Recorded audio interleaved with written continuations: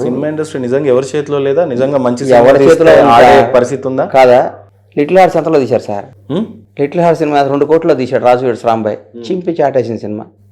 500 కోట్ల సినిమా తీస్తే 100 కోట్లు కలెక్ట్ చేసింది. మన చేతుల్లో లేదు సార్ సినిమా ఇండస్ట్రీ.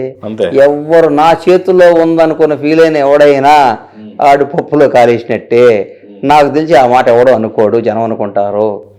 మేమే శాసిస్తాం, మేము చెప్పినట్టు ఎందుకు ఇస్తారు సార్? నిన్నటి ఈనాడు హెడ్డింగ్ ఏంటి సార్? ఈనాడు పేపర్ హెడ్డింగ్ ఏందన్నా? మొన్న మీరు ఇంటర్వ్యూ చేసి ఉంటారు. ఎవరిని చేశారు లాస్ట్ ఇంటర్వ్యూ? కమిషనర్ గారిని చేశారు. అందులో 3వ క్వశ్చన్ ఏంటి? ఏమో ఇంకా మీరు చెప్పాలి. మీరే అడిగింది మీకు గుర్తులేదు. పక్కా సంగతి కూడా గుర్తుంటుంది సార్. ఏంది సార్ మీరు ఎందుకు సార్ గురుగారు? నిన్న జరిగింది ఎవడో గుర్తు పెట్టుకుంటాడు సార్. నిన్న అప్పుడు అది జరిగిందంట వాళ్ళు అన్నప్పుడు నీకు దాంతో ఎందుకు ఎన్ని వాట్ ఈస్ నెక్స్ట్? రేపేంది? గతం గురించి ఆలోచించేవాడెవడో జీవితంలో పైకి రాడు. గతం గురించి తోవుకున్నాడెవడో జీవితంలో పైకి రాడు.